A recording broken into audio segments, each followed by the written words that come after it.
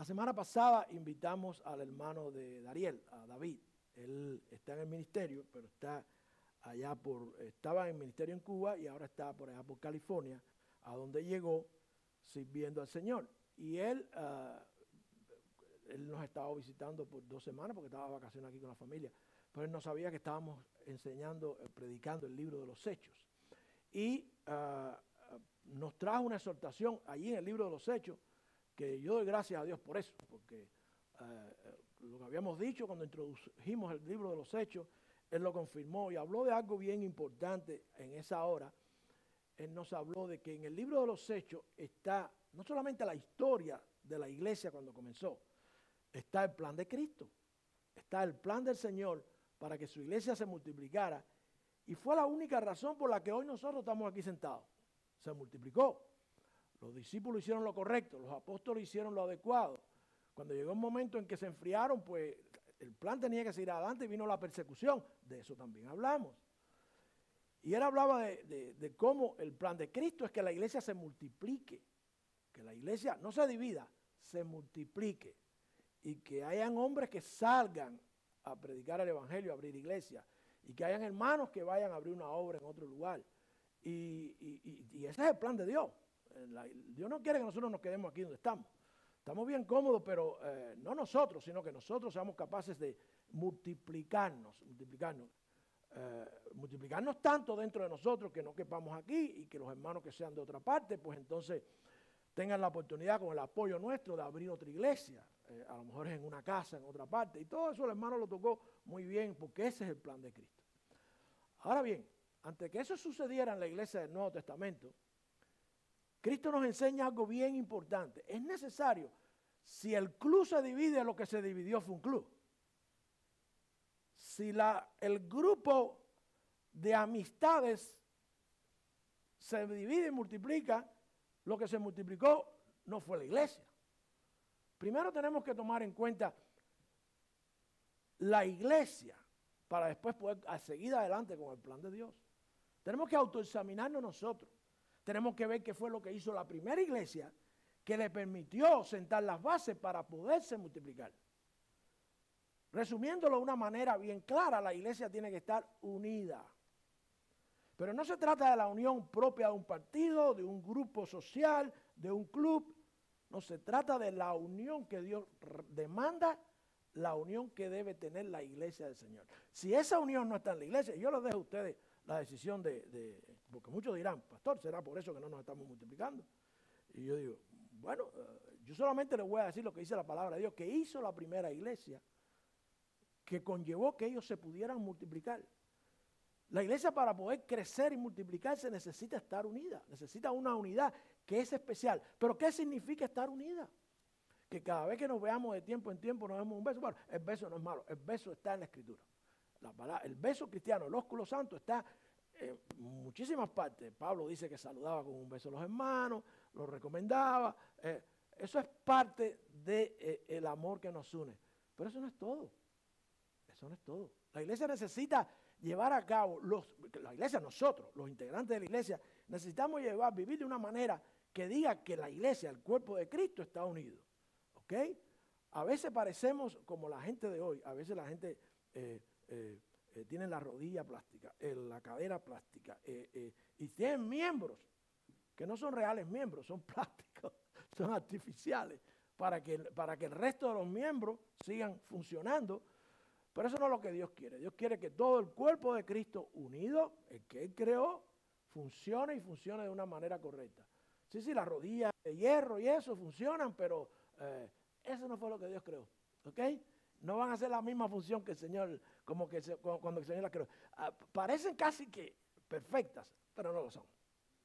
Lo que dice el Señor es lo que es perfecto. Y la iglesia del Señor, los miembros de la iglesia del Señor, son perfectos en Cristo, como cantaba la hermanita. Son perfectos. Dios nos ve a nosotros como sus hijos, gracias a Cristo. Pero tenemos que responder. La semana pasada vimos cómo ellos respondieron a las bendiciones. La respuesta de ellos a sus bendiciones. Pero cuando miramos dentro de la iglesia, además de responder como ellos respondieron a las bendiciones, hay que vivir en unidad. Hay que vivir en una unidad que no es igual en ninguna parte, es única. es la unidad de la iglesia del Señor. Dice allí en el capítulo 4 del libro de los Hechos, los versículos del 32 hasta el 37. Dice la palabra del Señor. Capítulo 4, y terminamos el capítulo 4 en esta mañana. Y la multitud de los que habían creído, o sea, los que son salvos, los que se habían arrepentido, los que habían respondido al mensaje entregando sus vidas, los que habían creído en el mensaje del Evangelio, la multitud de los que habían creído eran de un corazón y un alma, y ninguno decía ser suyo propio lo que poseía, sino que tenían todas las cosas en común. Y con gran poder, los apóstoles daban testimonio de la resurrección del Señor Jesús, y abundante gracia había sobre todos ellos. Y ningún necesitado había entre ellos, porque todos los que poseían heredades o casas las vendían y traían el precio de lo vendido. Y lo ponían a los pies de los apóstoles y se repartía a cada uno según su necesidad. Entonces José, a quien los apóstoles pusieron por sobrenombre Bernabé, que interpretado es hijo de consolación, levita natural de Chipre, teniendo una heredad, la vendió y trajo el precio y lo puso a los pies de los apóstoles. Oremos, Padre, te alabamos, Señor, te damos gracias por tu palabra. Bendícela, prepara los corazones para recibirla. Señor, que sea de exhortación, que sea de refrigerio, y que a mí tú me uses con mis defectos. Escóndeme, Padre, detrás de tu sacrificio. En Cristo Jesús. Amén y amén. Lo primero que vamos a ir, mis hermanos, como parte de la unidad de la iglesia. A veces tenemos muchos criterios acerca de la unidad de la iglesia. Es una iglesia unida, no nos interesa en lo que se predica, no nos interesa en lo que dicen, no nos interesa. Lo que nos interesa es que a veces nos guiamos por ver lo que ponen en el Facebook. Bueno, ponen en el Facebook muchas cosas. Mire esa iglesia como pone cosas, qué unida está, qué bien. Yo no digo que no haya iglesias unidas. Yo lo que estoy obligado a decirle a ustedes que si no estamos unidos no nos vamos a multiplicar. No vamos a hacer un impacto, no vamos a llegar a ninguna parte, no vamos a ser parte del plan de Cristo, no vamos a decirle al mundo aquí estamos y no solo somos nosotros enclaustrados en estas cuatro paredes, vamos a multiplicarnos en otros lugares, en otras personas, van a haber cristianos que van a querer servir. Yo le decía, después hablando con el hermano David, le decía, yo no me acuerdo la última vez que alguien se levantó y dijo, yo quiero servir a Cristo. Yo quiero, bueno, lo triste es que también muchas veces la gente se levanta y dice, yo quiero servir a Cristo con las intenciones equivocadas y sin poder hacerlo, porque no se trata del entusiasmo solamente, se trata de un llamado. Y hemos visto también casos en que lo hemos intentado, hemos tratado de abrir nuevas obras, hemos tratado de promover, motivar a hermanos a que salgan adelante y eso no ha resultado. Ahora, yo lo que quiero es que ustedes piensen de manera personal cuál es su responsabilidad y que piensen que si esa responsabilidad no es cumplida, la iglesia no se va a multiplicar. La iglesia no se va a multiplicar en nosotros como cristianos, ni se va a multiplicar fuera de aquí, plantando una nueva iglesia. Tenemos que hacer nosotros. A lo mejor usted no está llamado a pastorado ni a ningún ministerio, pero alguien a que usted le hable, alguien que usted traiga, a lo mejor sí se va a motivar. A lo mejor sí va a sentir el llamado del Señor. ¿Ok? A lo mejor cuando ya, porque por ejemplo, nos van a regalar, al parecer nos van a regalar las sillas. Amén. Pero entonces hay que quitar los bancos y quitar la alfombra. Y hemos aprendido mucho, y una cosa que hemos aprendido es que este edificio no puede crecer más. Esto está tan viejo y tan anticuado, está muy bueno y damos gloria a Dios y las gracias de todo corazón, pero hay muy poco que hacer para ampliarse. Y eso es como que el Señor nos está diciendo, no, lo que tienen que hacer es multiplicarse, pero no nos va a multiplicar hasta que esto no se llene, ¿verdad? Porque cuando se llene es que van a salir los hombres que quieren servir, la gente que quieren que otra iglesia se abra en otro lugar, que sea hermana de esta iglesia. Pero hay que autoexaminarse como iglesia primeramente y mirar si nosotros estamos viviendo como la primera iglesia, la iglesia de los primeros tiempos, que por ello fue posible que se multiplicara. Lo primero que vemos ahí, mis hermanos, en el versículo 32, dice la Escritura, y repito, y la multitud de los que habían creído, de los que se habían arrepentido, de los que se habían bautizado, de los que estaban dispuestos a continuar ahora viviendo una nueva vida diferente, vida en la fe, los que estaban, esos son los que han creído. Creer en el concepto bíblico no es pensar que algo existe o que algo es verdad.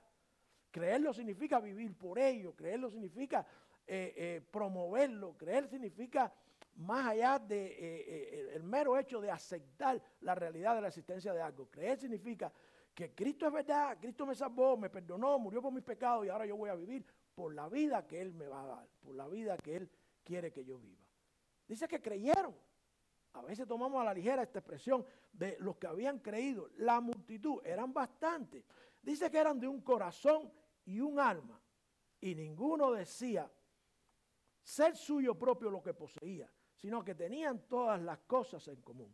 En ese versículo 32, en primer lugar, encontramos el señorío de Cristo. ¿Habían creído en quién? En Cristo. Cristo es el Señor. Cristo es el dueño de su vida. Si todo el mundo no cree que Cristo es el Señor de su vida, la iglesia no está unida.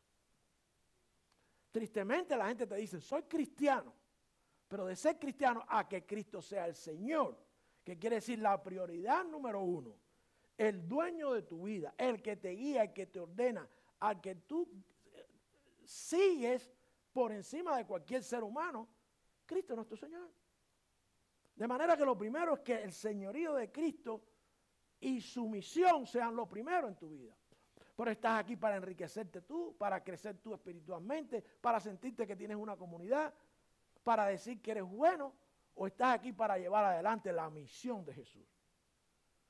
Dice la Escritura que tenían un solo corazón, que eran de un corazón y un alma. O sea, los pensamientos, los sentimientos, la manera de sentir, la manera de vivir, la palabra de Dios, el alma y corazón, a veces se entremezclan como conceptos, pero es allí en donde se toman las decisiones, donde se siente, donde nos vemos afectados en la manera de pensar, que tenemos que tener a Cristo en primer lugar.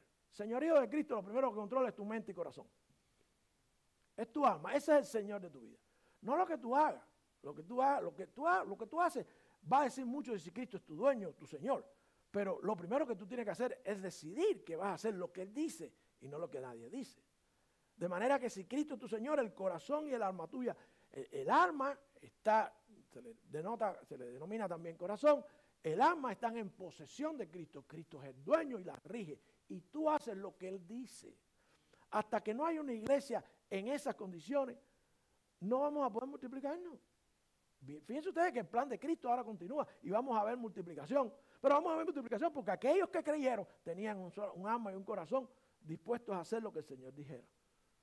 Si nosotros no estamos dispuestos a hacer lo que Cristo diga, no importa cuán bonito digamos lo que pasó en el libro de los Hechos, la iglesia no se va a multiplicar, porque primero no va a crecer.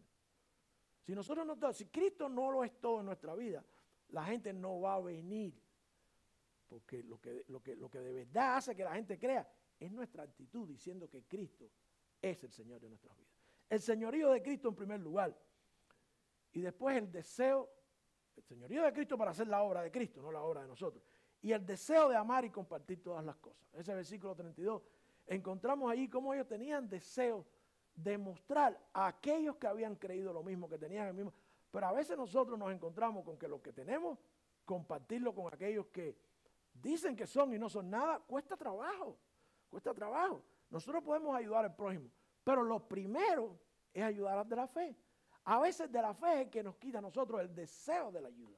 El deseo de caminar la milla extra con Él. El deseo de invertir y sacrificar lo que tengamos que sacrificar. A veces la persona que dice que es cristiano.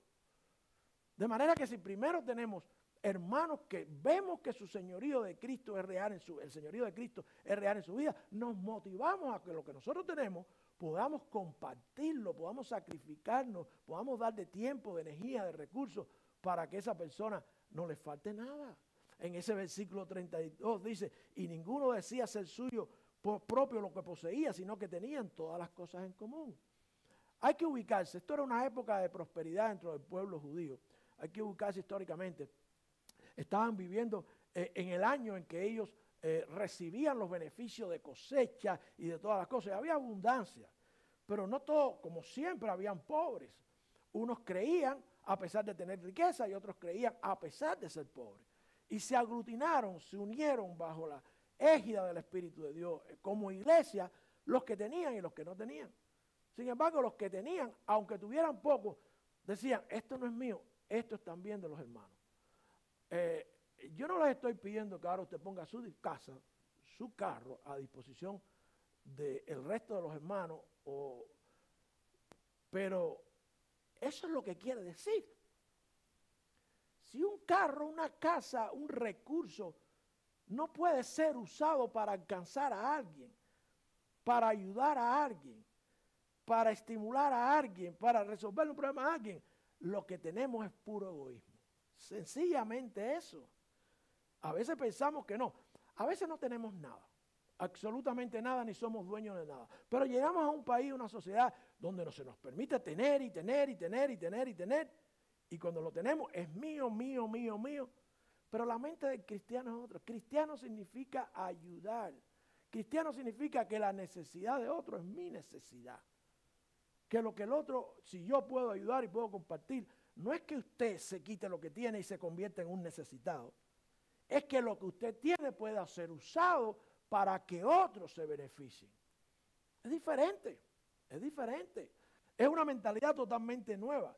Es sencillamente el deseo en el corazón de amar y compartir todas las cosas. Amar a la gente, como vamos a ver al final, es una cuestión de tipo práctica que entonces deja de llamarse amor para que no haya confusión y Dios le llama caridad. Y eso tiene que ser evidente, tiene que ser real en la iglesia del Señor. Si no, la iglesia no se va a multiplicar. ¿Para qué vamos a abrir una iglesia? ¿Para qué vamos a multiplicarnos si nosotros, entre nosotros, somos egoístas, no nos ayudamos, no cooperamos? ¿Para qué? Si lo que tenemos es de nosotros y eso me costó mucho trabajo, me costó mi esfuerzo. Y repito, nadie está pensando que usted se quite lo que tiene y se convierta en un necesitado. Que ayude y coopere con aquellos que no tienen. Yo digo que aquí, especialmente el pastor, ha recibido muchísimo de la gente, muchísimo en ayuda, pero tiene que ser de todos, tiene que ser de todos y para con todos, tiene que ser un estilo de vida. Es decir, lo que yo tengo lo pongo en manos de Cristo, que Cristo lo use. No es que te deshagas de ello, por el contrario, es darle utilidad a lo que tienes. ¿Cuándo fue la última vez que te brindaste para llevar a alguien al médico? Para hacer una traducción. ¿Cuándo fue la última vez que corriste la milla extra con alguien en un hospital? Lo que tienes, tus recursos, tu vida, tu tiempo, para mostrarle amor a la gente. No se trata de dar todo lo que tienes, se trata, como dice en el versículo, de no decir que lo que tengo es mío y solamente mío. Lo que tengo me lo dio Dios. Y lo mejor que puedo hacer es ponerlo en función de lo que él, pastor, pero tú no sabes, la gente es mal agradecida, que sea. Bueno, en eso somos expertos nosotros. Somos expertos en saber y conocer personas mal agradecidas. Pero primeramente los de la fe, es necesario que esa sea mi mentalidad. La mentalidad del cristiano es, lo mío no es mío, es de Dios. Por supuesto que tengo que administrarlo y administrarlo bien, pero ponerlo a disposición de la obra de Cristo. Abrir iglesias, qué bonito. ¿Cuánto estás dispuesto a poner de tu tiempo, de tus energías, de tus recursos para que tu iglesia crezca y sea capaz de multiplicarse? Si nosotros mismos no ponemos ni recursos, ni ponemos tiempo, ni ponemos energía para que la iglesia sea lo que debe ser antes de multiplicarse. El Señor está mirando. El Señor sabe, el Señor conoce los corazones. Él sabe si nosotros estamos dispuestos a esa. Yo recuerdo a alguien que me dijo, la última vez que alguien me dijo, pastor, yo creo que Dios me está llamando al pastorado. Salimos corriendo, empezar a buscar un lugar para que el hombre abriera una iglesia. Y llegamos a First Mercy. Hermanos, se abrieron las puertas, hay una iglesia allí muy vieja. Por cierto, la primera iglesia donde el pastor Adrian Rogers fue pastor. El famoso predicador que usted ve en la televisión. Y ahí hay una tarja que lo dice. Y nos abrieron las puertas, nos dijeron, sí, como no, empiecen. No sé. Y el hermanito me dijo, pero me queda muy lejos, pastor. ¿What? La iglesia no se puede multiplicar así.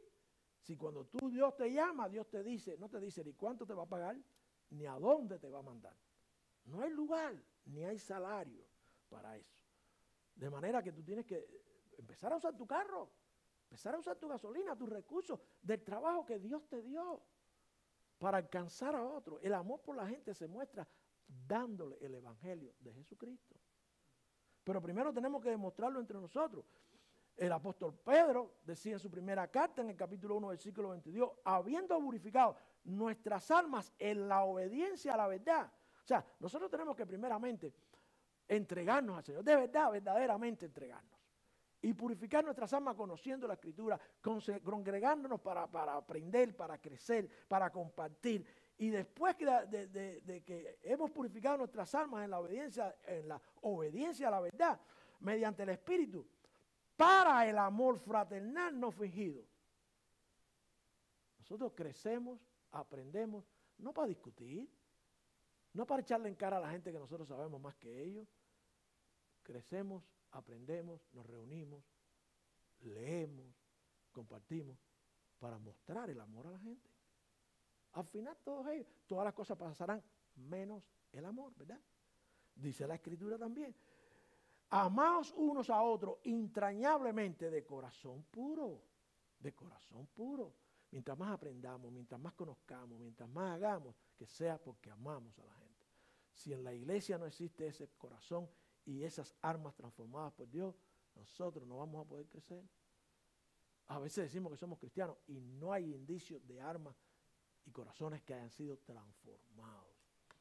Somos asistentes, somos televidentes, somos participantes pasivos, pero no hay una expresión muchas veces de un amor práctico, porque las vidas han sido transformadas, del señorío de Cristo en nuestra vida. Pero eso no es todo, mis hermanos. Dice en el versículo 33, y con gran poder los apóstoles daban testimonio de la resurrección del Señor Jesús, y abundante gracia había sobre todos ellos. Primero tenían un testimonio poderoso. La iglesia que no tiene un testimonio poderoso no va a multiplicarse. Sí, sabemos que en el libro de los Hechos está el plan de Cristo, pero cada uno de ellos tenía un testimonio. ¿Saben lo que es el testimonio, hermano? Lo que Cristo ha hecho en tu vida. Que tú puedas decir, yo no conocía a Cristo, yo lo conocí un día, Él me salvó, me rescató y ahora yo vivo por Él, yo hago lo que Él dice, yo vivo bajo lo que Él manda. De manera que nosotros, está perdonada hermana, porque es el cumpleaños.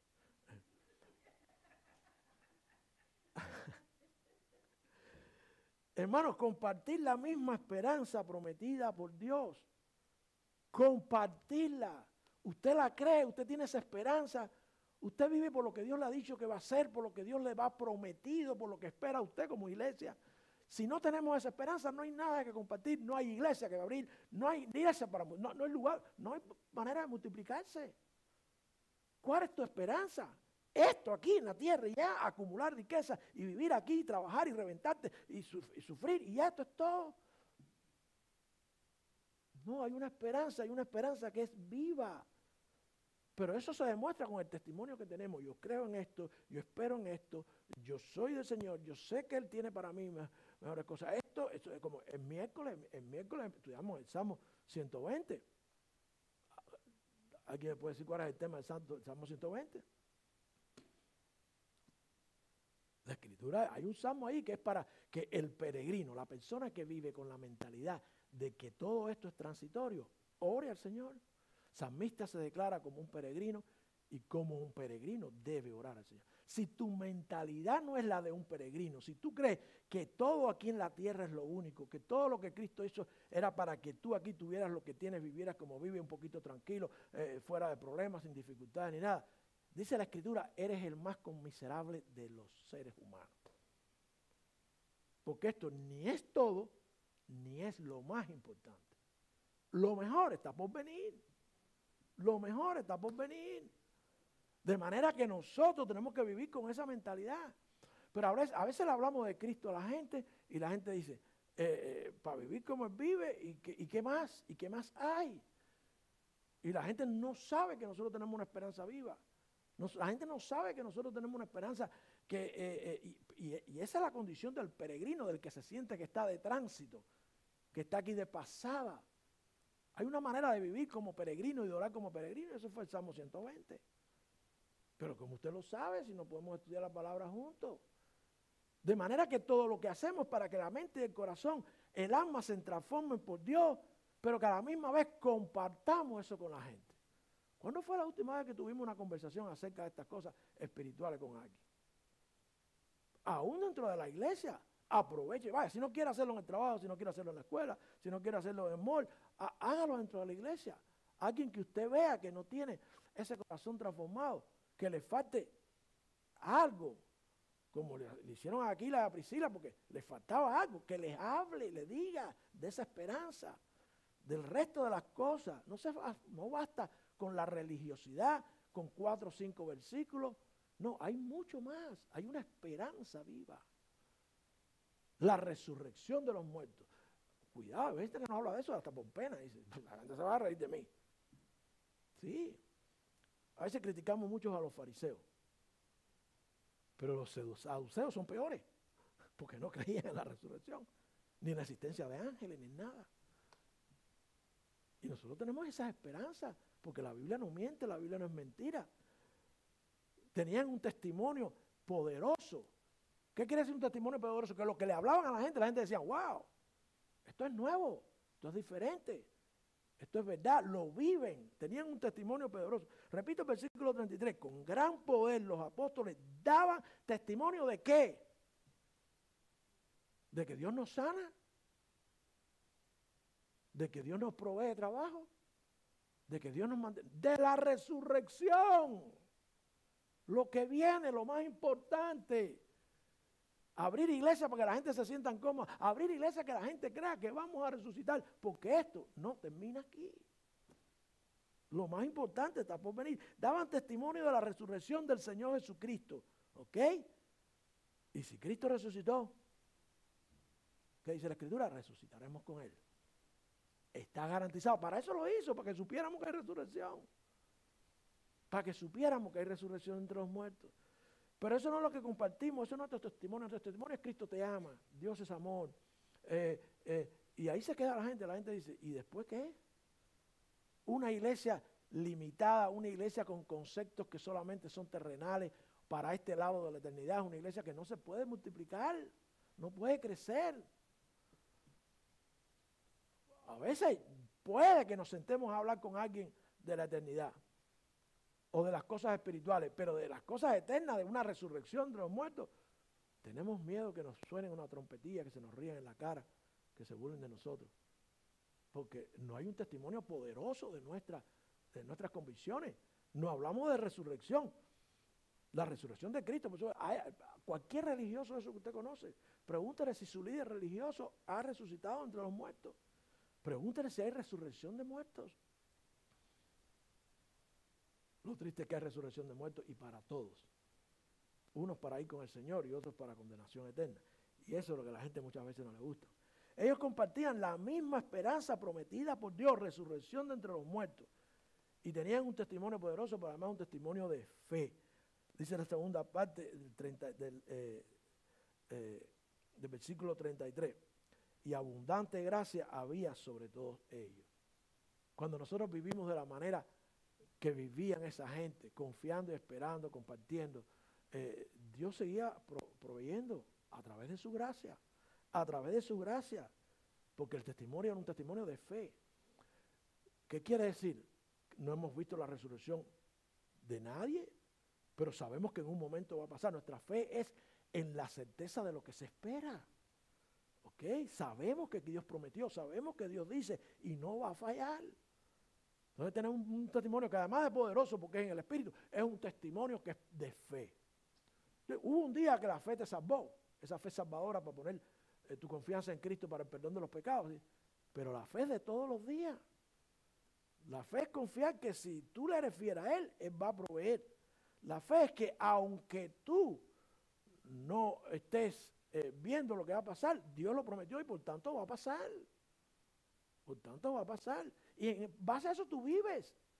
Tú vives y reaccionas porque yo sé que no, vale la pena. Vale la pena porque me ha prometido resurrección entre los muertos. Me ha prometido lo que nadie me puede prometer. Me ha prometido que hay vida y vida con Él. Si la iglesia no piensa así, no puede multiplicarse para ofrecerle ¿qué a la gente? Un tiempo aquí en la tierra, algunos que otros beneficios, pero no podemos prometerle incluso ni que del sufrimiento van a estar exentos. No podemos prometerle nada, hay que prometerle lo que es del Señor, la eternidad. La eternidad, lo mejor que está por venir. En la primera carta también Pedro dice allí, pero en el versículo 3 del capítulo 1, bendito sea el Padre, el Dios y Padre de nuestro Señor Jesucristo, que según su grande misericordia nos hizo renacer para una esperanza viva. por la resurrección de Jesucristo de los muertos. Hermano, espiritual es todo el mundo. Usted habla con la gente y la gente, oh my God, oh my God, oh my God. Estaba viendo un show que el hombre es musulmán y de pronto hablando con otra gente dice, Jesus, tú eres musulmán. Aunque ellos creen en Jesús, pero a su manera. Pero no, él lo estaba diciendo porque es un hábito, una costumbre. Vivimos nosotros con una esperanza diferente. Le decimos a la gente, aquí no se ha acabado todo. No importa que se queme lo que se queme y que el calor sea lo que sea. Dice la Escritura que hasta los elementos se van a destruir por calor. Pero cuando la gente oye virus, calor, inundaciones, enfermedades, la gente dice, ¡oh! Porque no hay esperanza viva. ¿Y quién se la va a dar? Los que creen, ¿no? ¿Va a ser una iglesia donde la gente no sabe a dónde va a terminar cuando se acabe esto? Una iglesia que sea domingo en domingo y ya, y pasajero. No, el hecho de saber que hay esperanza viva trae consigo una manera de vivir diferente. Tiene que traerlo. Es necesario que la persona muestre con su actitud que está esperando lo mejor. Eso es lo que va a motivar a abrir una iglesia. Nadie se va a motivar a abrir una iglesia. ¿Para qué una iglesia? Para decirle a la gente que todo va a estar bien y que no va a haber problema. No, para decirle a la gente que hay una eternidad y dos lugares y que tiene que escoger. Pero que Cristo ha prometido que donde Él esté van a estar los que han creído. De manera que ellos tenían un corazón y un alma transformados por Dios. Tenían una esperanza viva dada por Dios, mis hermanos, pero también practicaban la caridad que demanda Dios. Hay que vivir con amor. Hay que vivir, no sé, es difícil a veces. Hay hermanitos como el pastor, muy difícil de amar. Pero hay que amarlos de todas maneras. Estamos aquí, estamos imperfectos, estamos en la carne, pero hay que amar, hay que amar. Ahora, ese amor no es muchas veces como la gente lo piensa. El amor de 1 Corintios 13 no tiene nada que ver con lo que la gente dice. Mi Biblia dice caridad. Porque el amor tiene un aspecto práctico, patente, demostrado con nuestros actos de que de verdad amamos a la gente. Pensamos que hablarle de Cristo a la gente es ofenderlo. Y ya ahí el concepto de amor está destruido por completo. Tenemos que amar al prójimo, sí. ¿Y qué le vas a dar? Si cuesta trabajo que lo que es tuyo lo pongas al servicio de la gente, ¿qué más le vas a dar? El amor de Dios es Cristo. Y si tú hablas del amor de Dios, tienes que hablar de no, pastor, no. ¿Usted es pastor? Sí. Yo creo en Dios, sí. Todos creemos en el mismo Dios, te dice. Todos tenemos el mismo Dios. Y tú tienes que decirle, y se llama Jesucristo. Porque ningún otro Dios va a prometer lo que... Abrir iglesias, plantar iglesias, o grupúsculos, boticas, farmacias, como yo le digo, para resolver ahí 4 o 5 problemas transitorios, pagarle los biles al pastor. Eso no es una iglesia. Por tanto, para ir a abrir una iglesia tenemos que estar nosotros fuertes y vivir la caridad.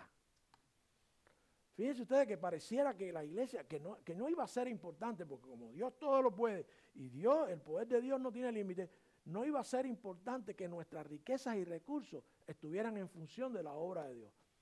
Entonces ves personas hablar de multiplicarse, de abrir iglesias, pero no diezman. No, cuando tienen una oportunidad, la reunión con la familia es más importante que la reunión de la iglesia.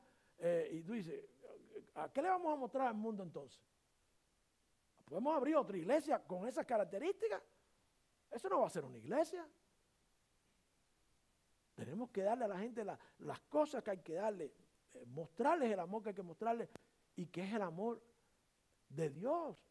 Un amor práctico, cuando el amor de verdad, el amor no es un sentimiento, desengáñense. ¿Habían oído decir eso? El amor no es un sentimiento, es una decisión, es un mandato. Amarás a tu prójimo, amarás a tu esposa. Hay que hacerlo, pero hay que demostrarlo. La manera práctica es la caridad. Cuando llegamos a 1 Corintios 13, mis hermanos, está por encima de todas las cosas mostrar el amor de manera práctica. En la iglesia dice el versículo 34, 37, y ningún necesitado había entre ellos, porque todos los que poseían heredad o casas la vendían. No, yo te amo, pero oye, ¿qué va, mi hermano? A mi carro tú no vas a montar con esos pies sucios, porque yo los acabo de limpiar. Cosas así. Dice en el versículo 34, todos los que poseían heredades o casas las vendían y traían el precio de lo vendido. Acuérdense que estamos en una situación, en un año de jubileo en que ellos están recibiendo una cantidad de riqueza, los judíos sobre todo, y había bastante abundancia, y había gente con propiedades, yo creo que los hispanos nunca hemos pasado por por esas condiciones, pero es el mismo sentir, el mismo principio.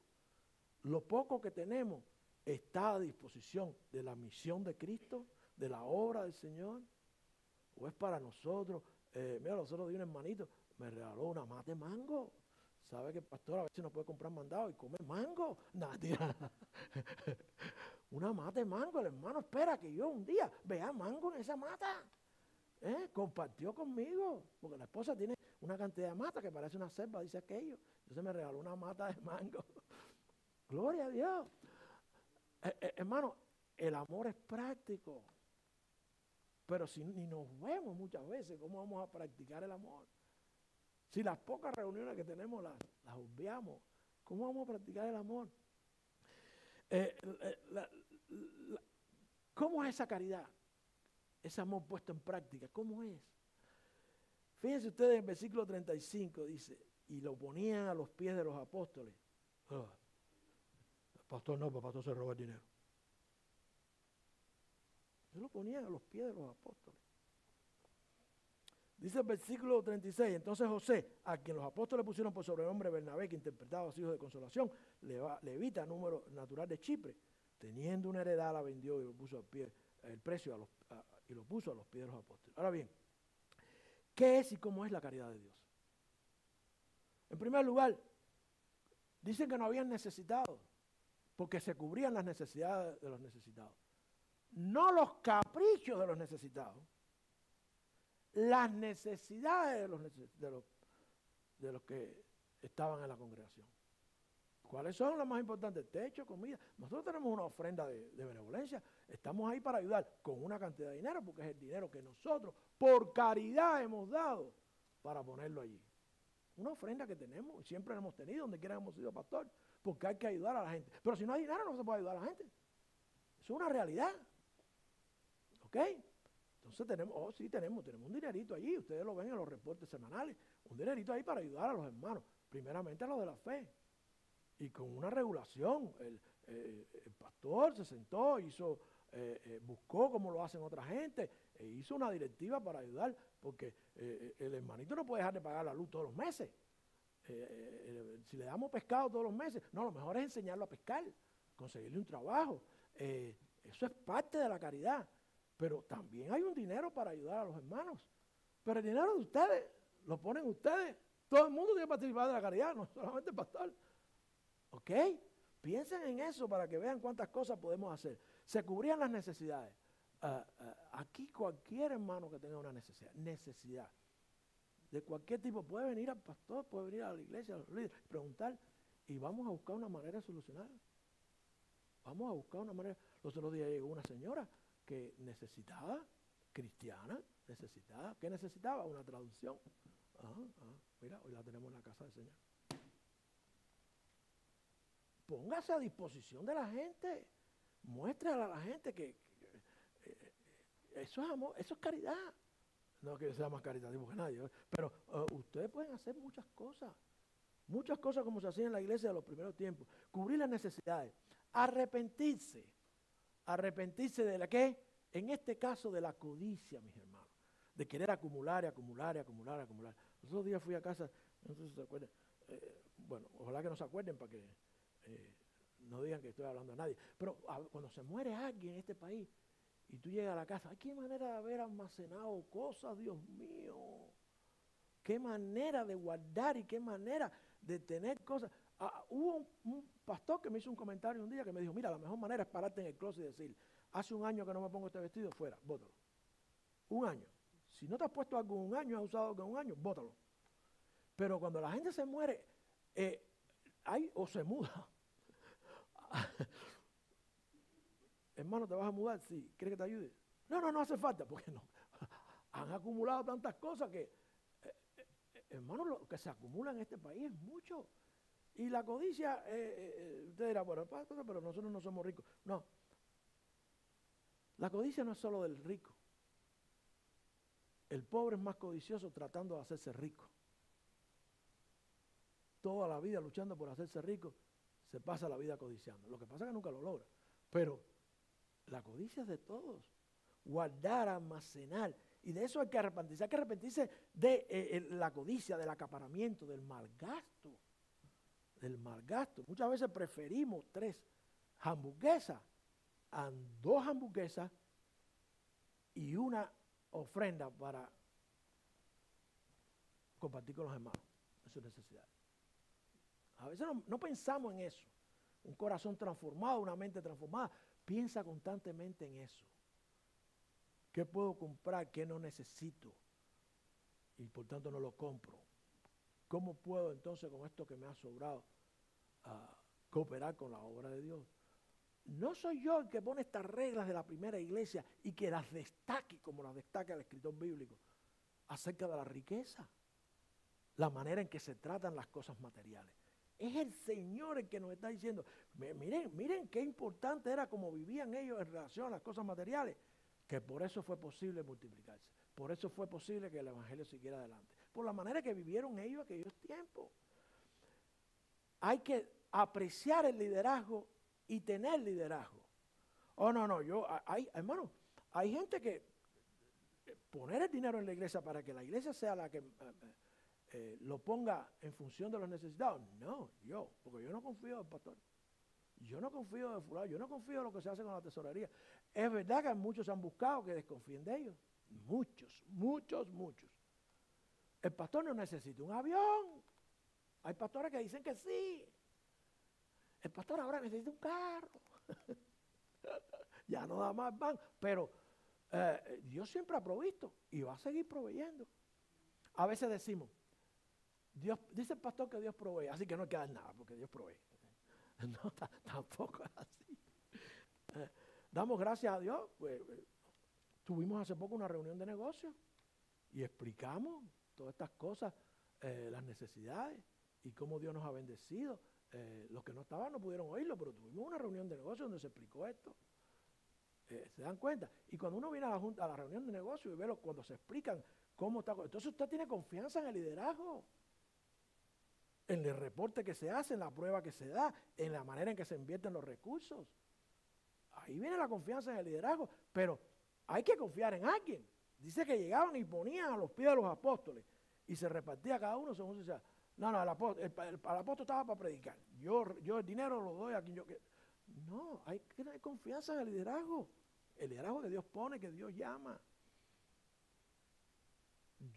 No vayan a pensar que esto lo aprendí yo de un día para otro.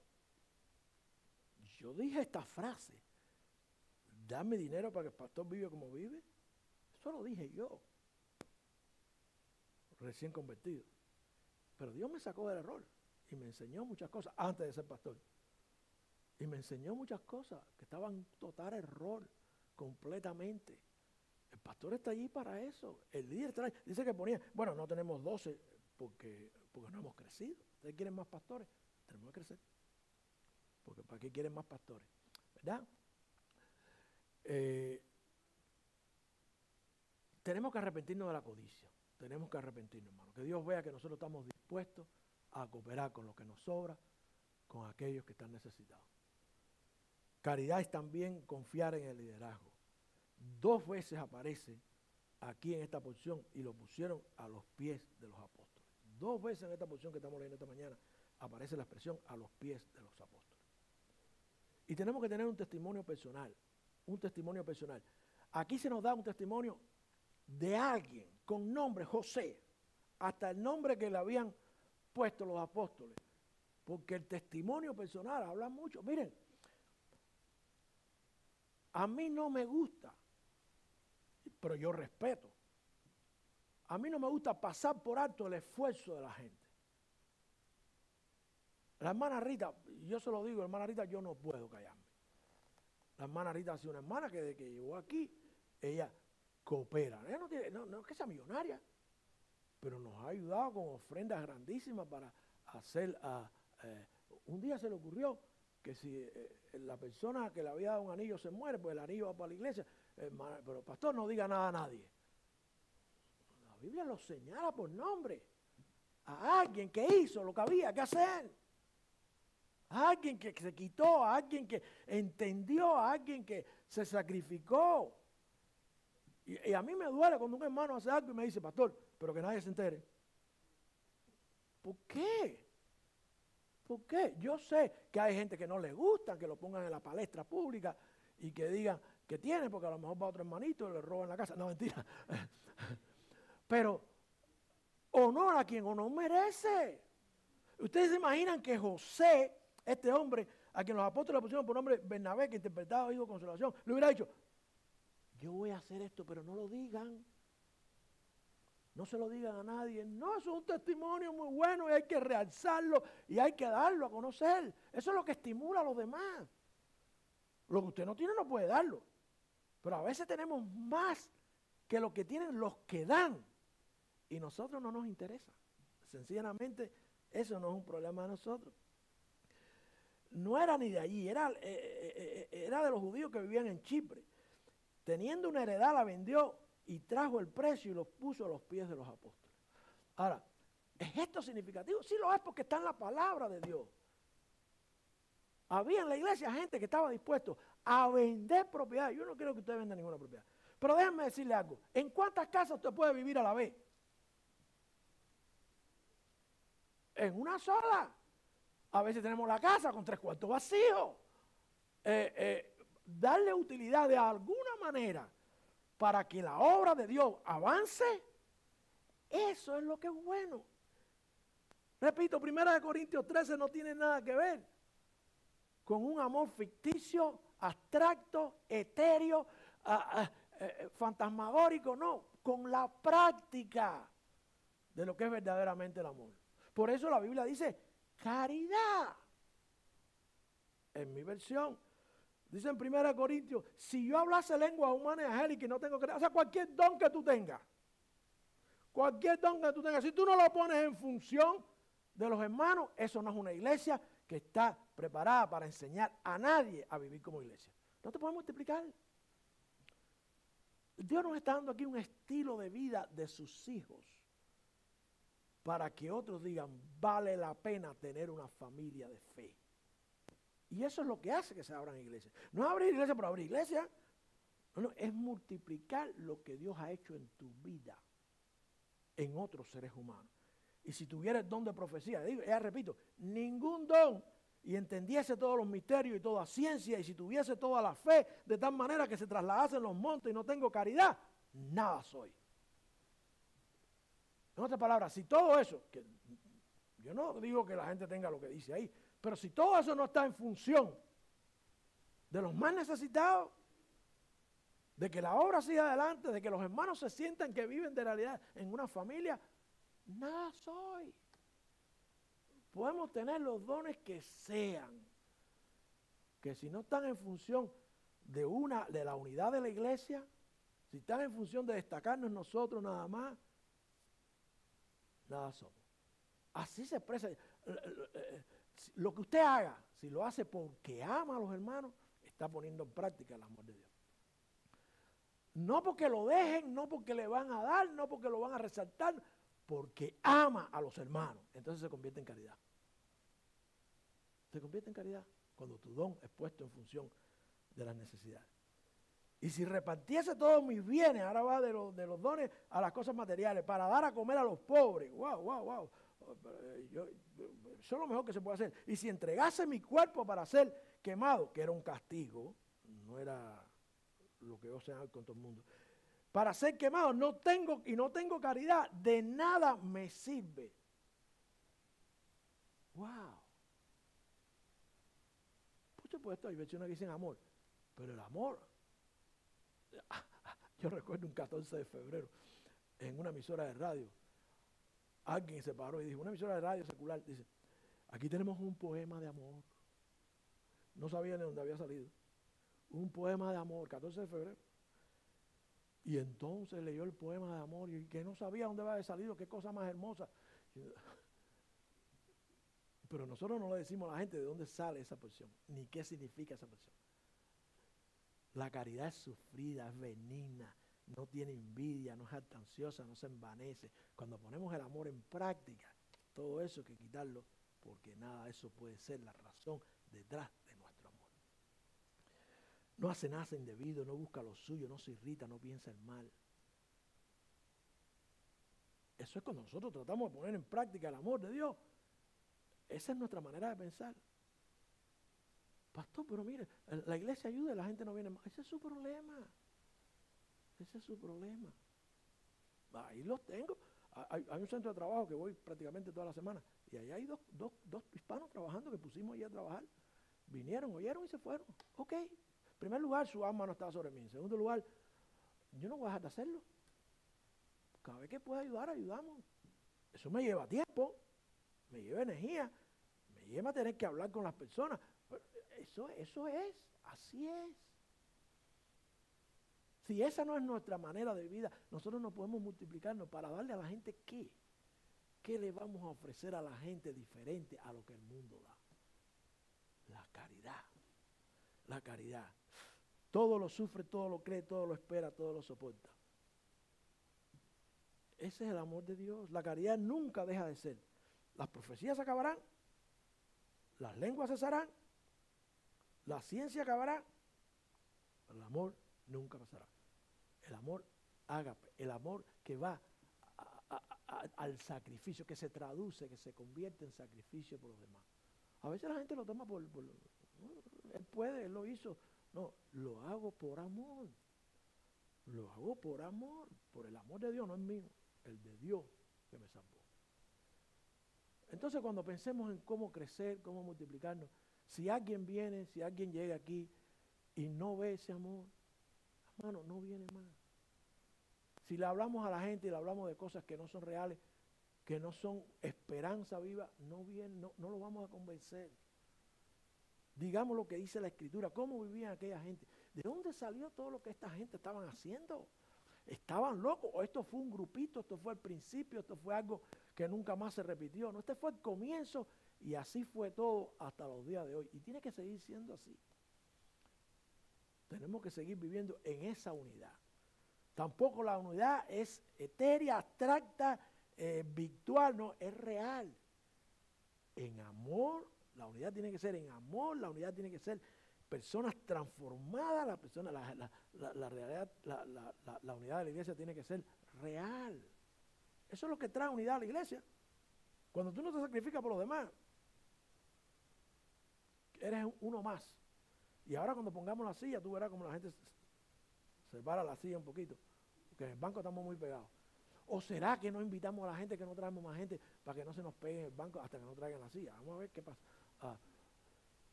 Si llega alguien, hoy tenemos una visita, yo voy a aprovechar, aquí en el sermón yo no tengo problema con el sermón, aquí la hermana Regina, tenemos una visita, ella es hermana en Cristo, ya encontró la iglesia y aquí está con nosotros. Hay que abrazar a la gente, hay que amar a la gente, mostrarle el amor de Dios. Las hermanas que saben cocinar, por favor, cocinen, porque si yo no puedo mostrar el amor de Dios a la gente cocinando, no vienen más, ni cantando. Yo no puedo mostrar el amor de la gente cantando ni cocinando. Pero la exhortación, yo les prometo que sí, que lo que ustedes hagan en caridad será bien utilizado. Esa es mi palabra delante de Dios y delante del Señor.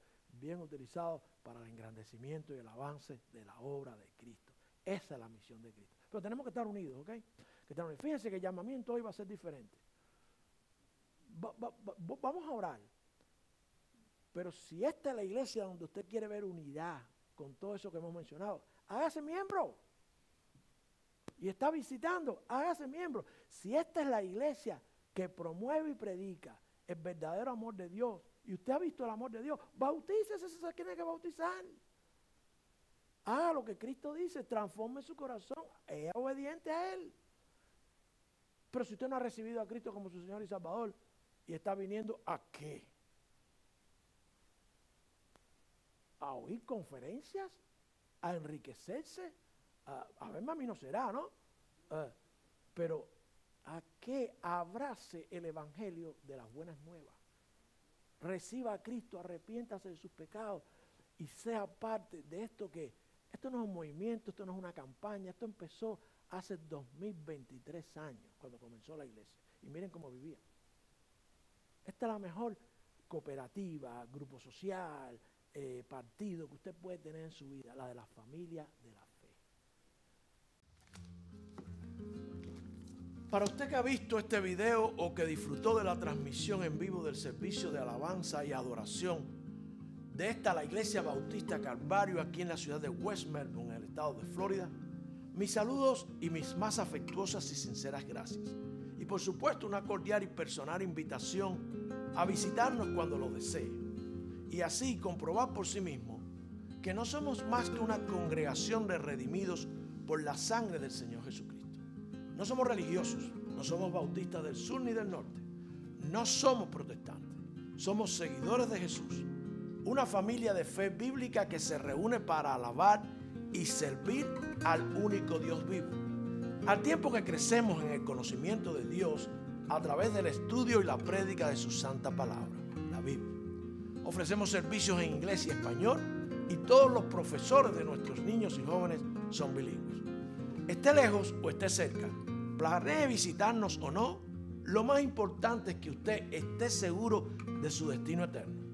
Si no lo está, quiero que sepa que Cristo, Dios nuestro Creador, se hizo carne y vivió, murió y resucitó por amor a usted y a mí, para que nosotros pudiéramos disfrutar del perdón de nuestros pecados y así ofrecernos vida eterna con Él. Por supuesto, si venimos a Él humillados y reconociendo nuestra desastrosa condición delante de Dios, Él nos perdona porque para eso murió, para pagar por nuestra salvación. La Biblia nos dice que todos nosotros somos pecadores en Romanos 3:23 y en muchos otros lugares de la Escritura.